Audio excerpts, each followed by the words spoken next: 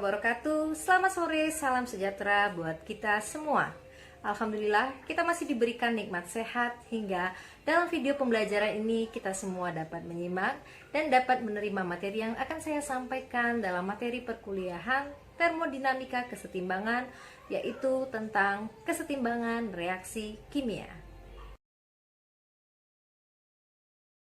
Adapun pokok bahasan pada materi ini bisa kalian lihat, pertama itu ada definisi koordinat reaksi, kemudian perubahan energi Gibbs standar dan konstanta kesetimbangan, kemudian ada perhitungan pengaruh temperatur dan tekanan terhadap konstanta kesetimbangan reaksi.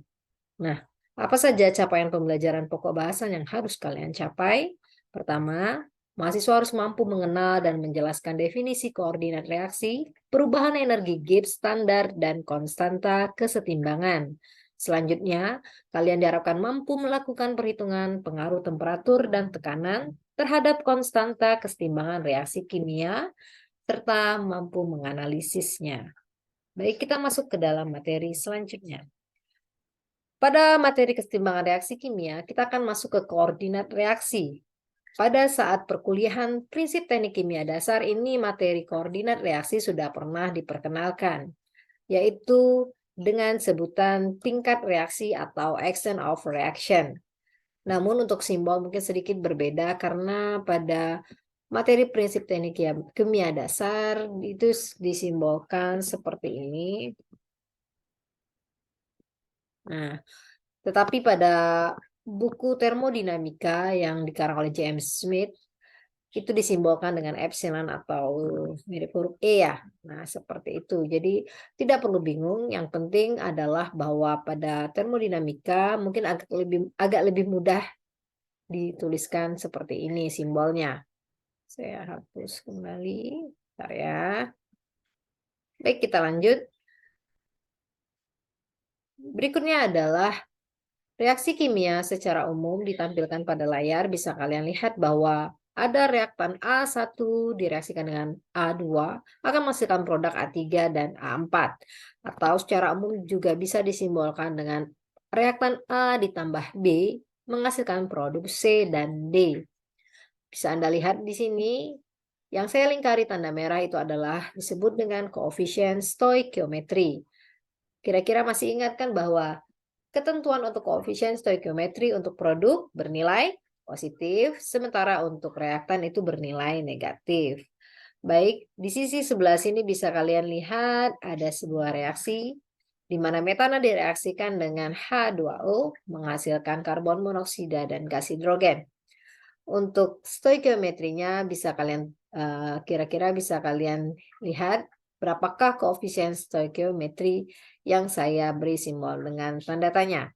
Untuk koefisien stoikiometri metana atau CH4 itu bernilai -1, kemudian H2O -1, sementara untuk karbon monoksida karena dia produk demikian juga dengan H2, keduanya akan bernilai, yang ini adalah +1 dan H2 +3. Baik, kita lanjut ke slide berikutnya ya. Nah, di sini bisa kalian lihat untuk menghitung masing-masing mol, di sini ada mol mula-mula zat I, kemudian ada mol zat I setelah bereaksi, kemudian ada koordinat reaksi dan juga koefisien stoikiometri. Maka diperkenalkan kembali hubungan koordinat reaksi dengan fraksi mol, di mana disimbolkan untuk fraksi mol zat I atau YI itu sama dengan Ni/N, di mana masing-masing rumus untuk menghitung mol zat I dapat dihitung dari Ni0 atau yang mula-mula, molnya mula-mula, ditambah dengan koefisien dikalikan koordinat reaksi. Sementara untuk N0 atau N mula-mula itu ditambah dengan V dikalikan koordinat reaksi. V di sini itu adalah jumlah seluruh koefisien stoikiometri. Demikian juga untuk nilai N, maka nilai N ini adalah jumlah seluruh mol di awal sebelum dia bereaksi. Nanti kita akan lihat bagaimana untuk mol sebelum bereaksi serta V keseluruhan Untuk koefisien keseluruhan nanti bisa kita lihat di contoh soal agar bisa lebih dimengerti. Baik, kita lanjut. Untuk stoikiometri, kalau yang tadi adalah stoikiometri pada reaksi tunggal, maka ada stoikiometri pada multireaksi atau reaksi jamak. Bisa kalian lihat di sini untuk Ni 0 ditambah dengan sigma koefisien stoikiometri dikalikan koordinat reaksi tingkat J.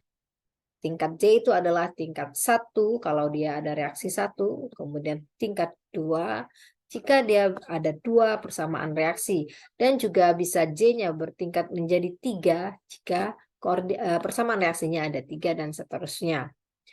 Maka untuk persamaannya bisa dilihat hampir mirip, cuman bedanya adalah bahwa pada koordinat reaksi mungkin dia akan ada lebih dari 1 koordinat reaksi.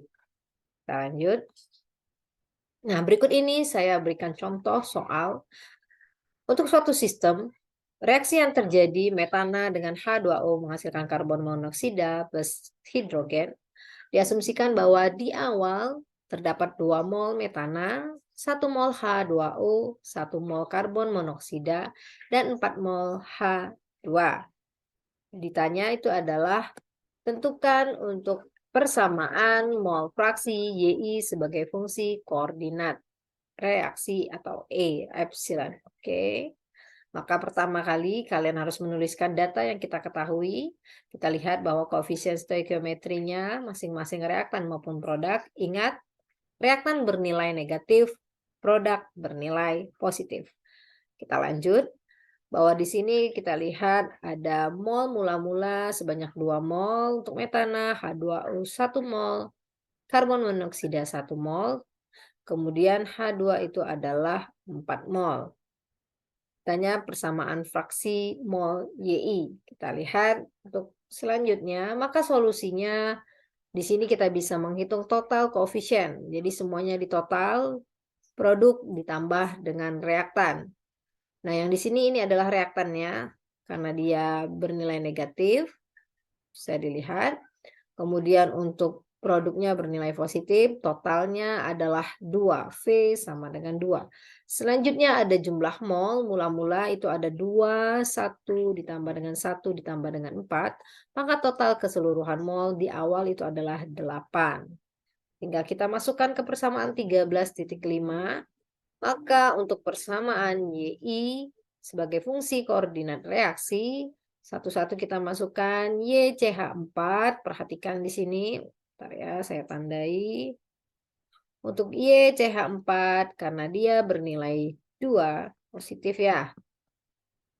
Bisa dilihat di sini mula-mula, oh maaf ya, mula-mula. Kemudian ini bernilai negatif karena dia koefisiennya -1. Oke. Jadi satunya nggak perlu ditulis, langsung minus E. Koefisien dikalikan E. Kita lanjut berikutnya. Kemudian untuk N0-nya ini ada 8. Ini di sini ya. Oke. Sementara untuk V-nya ada 2. Nih kita pindahkan ke sini. Oke. Dikalikan dengan koordinat reaksi.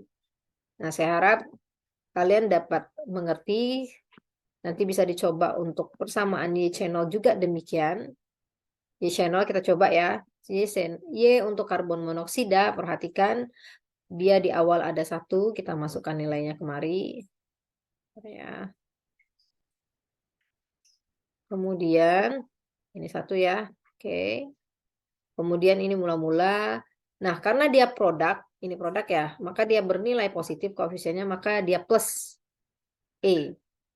Sementara untuk yang di bawah sama seperti yang di atas, N0-nya 8, VE-nya 2E. Oke. Nah, kita lanjut berikutnya YH2O pun demikian sama. Ini adalah mol nilainya 1, YH2O ini ya. Oke. Karena dia reaktan maka bernilai negatif -1. Untuk YH2 juga demikian, saya rasa tidak ada masalah. Insya Allah semuanya bisa mengerjakannya untuk menuliskan persamaan fraksi YI fungsi koordinat reaksi. Nah, itu untuk persamaan yang reaksi tunggal. Kita lanjut. Berikutnya adalah untuk persamaan yang multiple reaction, di mana bisa lihat bahwa J tingkat 1, J tingkat 2. Jadi ada 2 persamaan reaksi, maka cara mengerjakannya Anda buat tabel agar lebih mudah.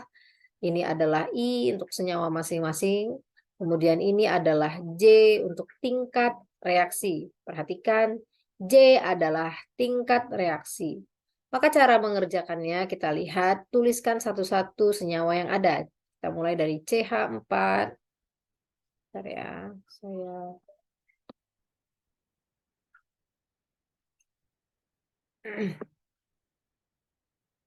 untuk CH4 bisa dilihat di sini, ini adalah CH4 kita tulis, kemudian H2O kita tulis, ini kemudian yang di reaksi pertama ada gas karbon monoksida, kita tulis juga di sini, kemudian kita lihat juga ada gas karbon dioksida. Oke, selanjutnya adalah senyawa H2. Ya, sudah kita tulis semua. Maka kita lanjut masing-masing menuliskan koefisien stoikiometrinya. Kita perhatikan. Untuk CH4, dia di persamaan 1 adalah -1. Kemudian di persamaan 2 adalah -1 juga. Oke. H2O, yang ini ya. Itu adalah -1 di persamaan 1, -2 yang ini ya, di persamaan 2. Oke. Baru lanjut di persamaan 1 CO bernilai positif karena dia produk. Oke. Sementara di persamaan 2 CO tidak ada. Oke, CO-nya tidak ada ya. Oke, kita silang. Nah, selanjutnya untuk CO2, maka pada CO2 bisa kalian lihat di persamaan pertama juga tidak ada. Sementara di persamaan kedua CO2 bernilai 1. Oke. Dan terakhir ada senyawa hidrogen. Di persamaan pertama dia berpositif 3, bernilai positif 3. Persamaan kedua dia bernilai positif 4. Nah, saya rasa tidak sulit. Hanya perlu hati-hati meletakkannya. Ingat, di persamaan 1, tinjau persamaan 1. Di persamaan 2, maka Anda harus meninjau di persamaan 2. Ini adalah total koefisien stoikiometri di persamaan pertama, kita jumlahkan. Kemudian ini juga kita jumlahkan. Nah, selanjutnya untuk reaksi, bisa kalian lihat berikut ini. Untuk persamaan reaksinya, bisa kita lihat satu persatu. Maka jangan lupa untuk YCH4 pertama bernilai, dia ada Ni0-nya 2, ini adalah 2. Ya. Mula-mulanya 2, kita lihat di sini ya. Nah, oke, ini 2 mol, kita pindahkan kemari, oke. Kemudian karena dia reaktan, pertama dia adalah -1. Pindahkan ke sini, dikalikan koordinat reaksi 1, jangan lupa. Selanjutnya adalah -1 lagi, oke. Jangan lupa dikalikan dengan koordinat reaksi 2. Karena ini adalah sigma koefisien dikalikan koordinat reaksi. Jadi karena dia ada 2 tingkat reaksi, maka E1 dan E2. Sementara ini adalah total mol. 2 ditambah dengan 3, maka semuanya ada 5. Kemudian yang 2E dan 2E2 ini dari sini. Oke. Nah. Ini pindahkan kemari ya. Sama juga ini juga pindahkan ke sini. Oke. Kemudian kita lanjut dengan cara yang sama, maka Anda bisa mengerjakan untuk YH2O. Kita perhatikan YH2O dulu ya, yang sebelah sini. Baik, untuk yang YH2O, kita lihat bahwa YH2O reaktannya ada sebanyak 3 mol. Ini ya. Oke, kita pindahkan kemari. Kemudian lihat reaksi pertama. Dia ada -1, maka dia bernilai min untuk tingkat reaksi E1. Oke. Berikutnya adalah ada -2 untuk tingkat reaksi E2. Maka kita lihat. Nah, untuk hal yang sama juga berlaku untuk menuliskan persamaan fraksinya YC0, YCO2, dan YH2. Nah, Saya rasa dapat kalian perhatikan untuk menuliskan koefisien masing-masing. Jangan lupa pada multiple reaction ada tingkat reaksi. Jadi tinjaulah berdasarkan masing-masing reaksi. Kita lanjut, bentar ya.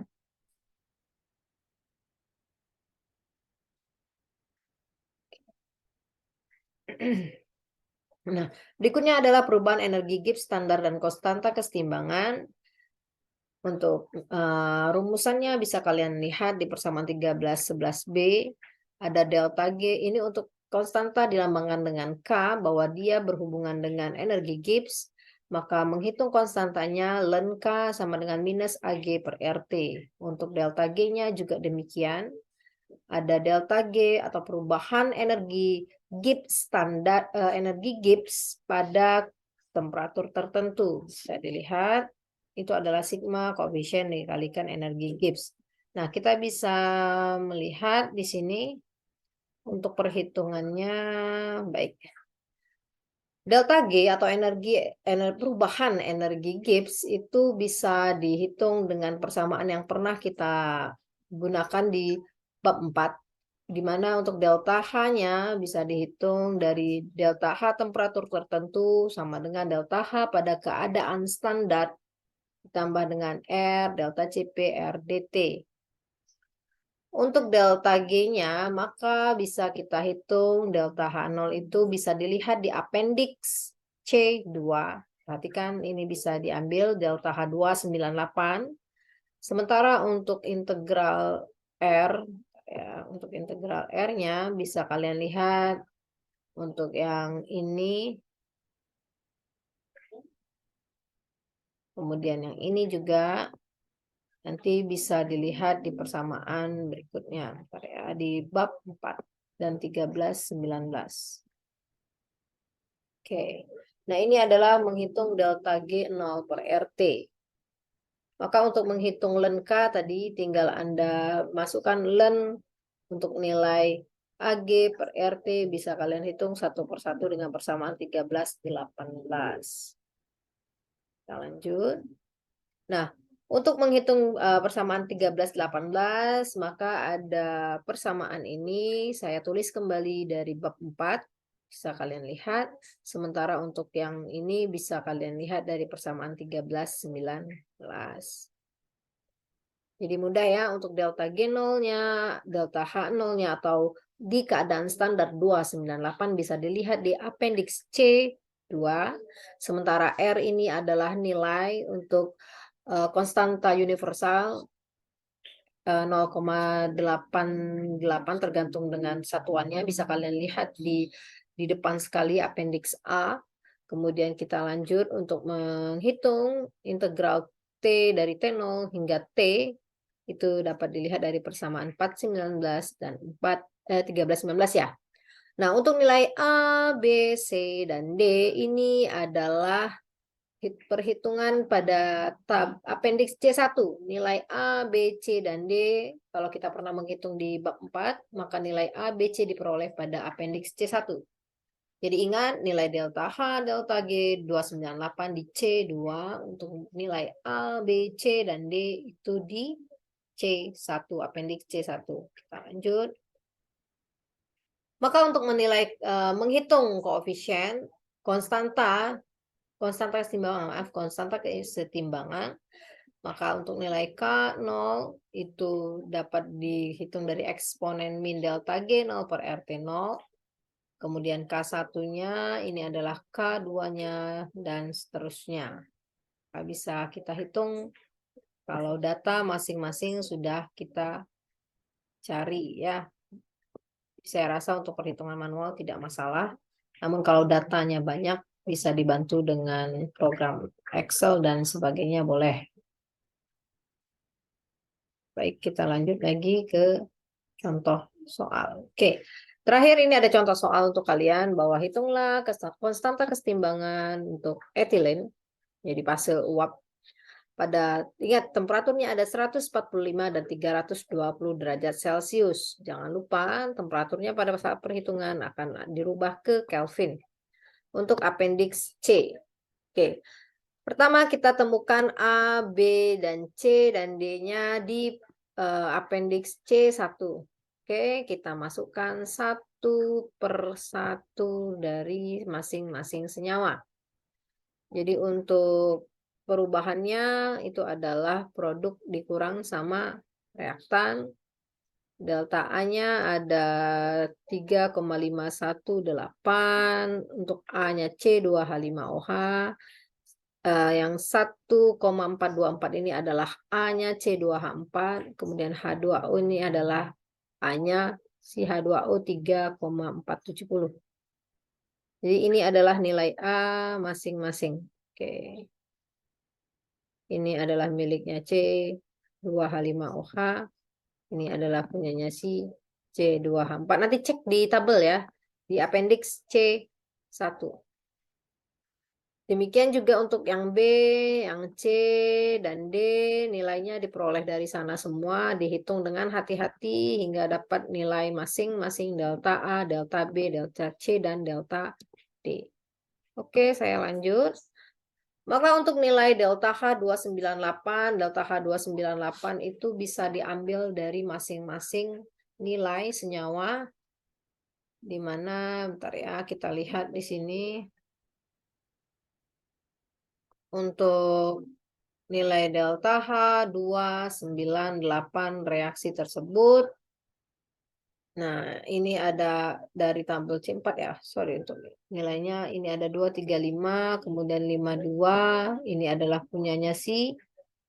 Ini C2H5OH. Oke. Ini adalah yang selanjutnya. Ini adalah yang berikutnya. Hati-hati untuk delta itu adalah produk dikurang sama reaktan. Ya. Jadi kalau nilainya negatif, kalau dia dikurang akan bernilai positif. Oke. Selanjut juga delta G bisa dicek di tabel. Maka untuk T, kita lihat untuk T ketika dia 145 ditambahkan untuk dirubah ke Kelvin, tambah 273,15. Dengan persamaan 1318 seperti yang tertera, maka masing-masing nilai bisa dihitung. Yang ini, yang ini. Jadi pakai persamaan, ingat ini pakai persamaan 1318. Jadi nanti di buku catatan atau di bukunya boleh ditulis kembali untuk persamaan ini. Sehingga bisa menghitung nilai yang ini. Oke. Ini adalah persamaan 1318. Nah, oke. Baik, kita lanjut untuk perhitungannya. Atau bisa dicoba dengan program untuk perhitungan yang IDCPH ini, itu ada di appendix belakang buku termodinamika kalian. Bisa dicoba untuk cara memasukkan program dengan masing-masing nilai. Jadi ini adalah T0, ini adalah T pada suhu tertentu, dan selanjutnya masing-masing nilai A, B, C, dan D. Nah, setelah itu nilai delta G-nya dapat, maka kita bisa menghitung masing-masing nilai K. Nah, untuk nilai len K-nya, rumusnya ini, delta G-nya tadi sudah kita hitung. Pada saat temperatur 593 juga, len K-nya tadi delta G-nya sudah kita hitung. Maka untuk menghitung nilai K0, K1, dan K2, semuanya bisa dihitung dengan persamaan berikut. Nah, ini sudah dikasih tabel dari masing-masing rumus, diperolehlah angka K0, K1, K2, dan K3 pada temperatur standar, temperatur 145 derajat Celcius atau 418 Kelvin, dan 320 derajat Celcius atau 593 Kelvin. K0 dihitung dari rumusan yang ini, K1 dihitung dari rumusan yang ini, sementara untuk K2 tadi di rumusan di slide yang sebelumnya. Ya. Jadi untuk nilai K juga ada rumusnya, maka semuanya dapat dihitung ketika data yang ada bisa diketahui, kemudian dihitung perlahan hingga sampai akhirnya mendapatkan nilai K. Oke, itu saja untuk materi hari ini. Saya harap dapat dipahami dan dimengerti oleh kalian. Jika ada materi yang tidak dipahami, boleh bertanya. dan menghubungi saya, nanti kita bisa berdiskusi lebih lanjut. Baiklah, itu saja materi hari ini yang bisa saya sampaikan kepada kalian. Saya ucapkan terima kasih. Wabillahi taufik wal hidayah. Wassalamualaikum warahmatullahi wabarakatuh. Selamat berbuka puasa.